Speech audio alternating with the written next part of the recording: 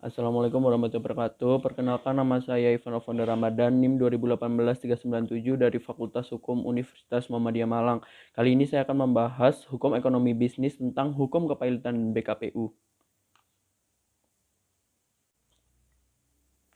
Yang pertama, saya akan membahas pengertian umum. Bangkrut atau pailit adalah suatu sitaan umum atas seluruh harta debitor agar dicapainya perdamaian antara debitor dan para kreditor atau agar harta tersebut dapat dibagi-bagi secara adil di antara para kreditor. Pengertian menurut ahli. Menurut Purwosucipto menyebutkan bahwa kepailitan adalah segala sesuatu yang berhubungan dengan peristiwa pailit, sedangkan pailit adalah keadaan berhenti membayar utang-utangnya. Pailit adalah suatu sitaan secara menyeluruh atas segala harta benda daripada si pailit. Sebagai konsekuensi tertentu, si pailit dilarang untuk melanjutkan usahanya dan mengambil tindakan-tindakan dalam hukum, kecuali dengan persetujuan dari pihak pengawas atau pelaksanaannya. Syarat permohonan kepailitan. Pasal 2 ayat 1 Undang-Undang Nomor 37 Tahun 2004 tentang PKPU menegaskan bahwa debitor yang mempunyai dua atau lebih kreditor dan tidak membayar lunas sedikitnya satu utang yang telah jatuh tempo dan dapat ditagih dapat dinyatakan pailit dengan putusan pengadilan, baik atas permohonannya sendiri maupun atas permohonan satu atau lebih kreditornya. Dari isi pasal tersebut, maka dapat disimpulkan bahwa syarat dapat diajukannya permohonan pailit ke pengadilan niaga adalah yang pertama, debitor mempunyai dua atau lebih kreditor. Yang kedua, tidak membayar lunas sedikitnya satu utang yang telah jatuh tempo dan dapat ditagih. Selanjutnya, tujuan pengaturan kepailitan dan PKPU. Yang pertama, untuk menghindari perebutan harta debitor apabila dalam waktu yang sama ada beberapa kreditor yang menagih piutangnya dari debitor. Yang kedua, untuk menghindari adanya kreditor pemegang hak jaminan kebendaan yang menuntut haknya dengan cara menjual barang milik debitor tanpa memperhatikan kepentingan debitor atau para kreditor lainnya. Yang ketiga, untuk menghindari adanya kecurangan-kecurangan yang dilakukan oleh salah satu kreditor atau debitor sendiri. Misalnya, debitor berusaha untuk memberi keuntungan kepada seseorang atau beberapa orang kreditor tertentu sehingga kreditor lainnya dirugikan, atau adanya perbuatan curang dari debitor untuk melarikan semua harta kekayaannya dengan dimaksud untuk melepaskan tanggung jawab terhadap para kreditor.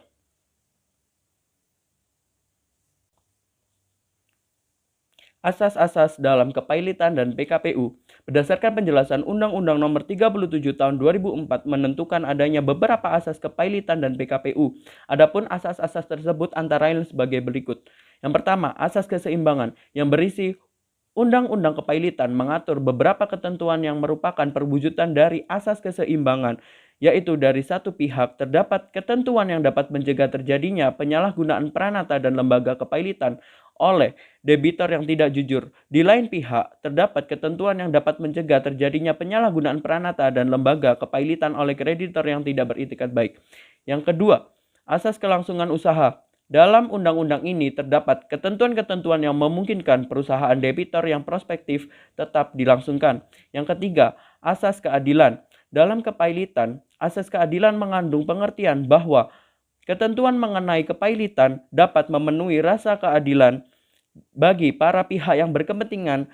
Asas keadilan ini untuk mencegah terjadinya kesewenang-wenangan pihak penagih yang mengusahakan pembayaran atas tagihan masing-masing terhadap debitor dengan tidak memperdulikan kreditor lainnya.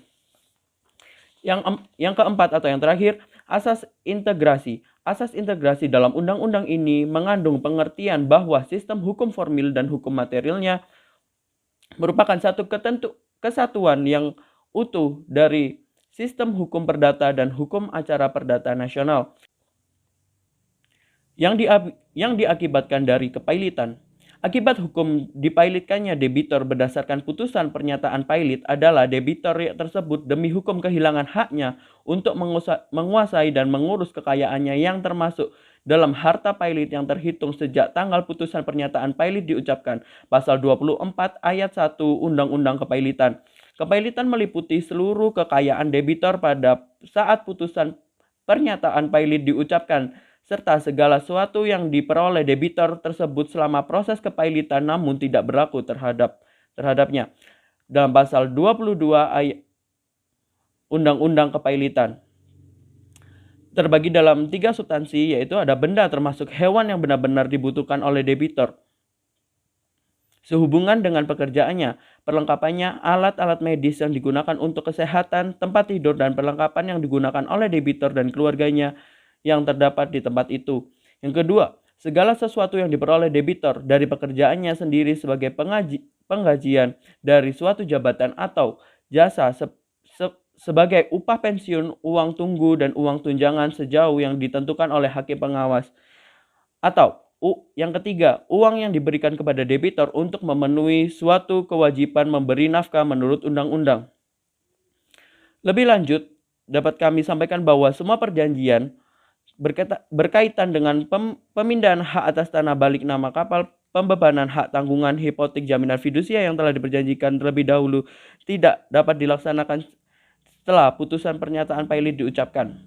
Menurut pasal 37 ayat 1 Undang-Undang Kepailitan, apabila telah terjadi sesuatu perjanjian penyerahan barang dagangan dengan suatu jangka waktu dan pihak yang harus menyerahkannya, benda tersebut sebelum penyerahan dilaksanakan dinyatakan pailit, maka perjanjian tersebut menjadi hapus dengan diucapkannya putusan pernyataan pailit. Dan bila mana pihak lawan dirugikan karena adanya penghapusan, yang bersangkutan dapat mengajukan diri sebagai kreditor konkuren yang akan mendapatkan ganti rugi. Selanjutnya, akibat dari ditetapkannya debitor sebagai debitor pailit, maka selama kepailitan debitor pailit tidak boleh meninggalkan domisilinya tanpa izin dari hakim pengawas. Itu adalah presentasi yang dapat saya sampaikan, kurang lebihnya mohon maaf. Wassalamualaikum warahmatullahi wabarakatuh.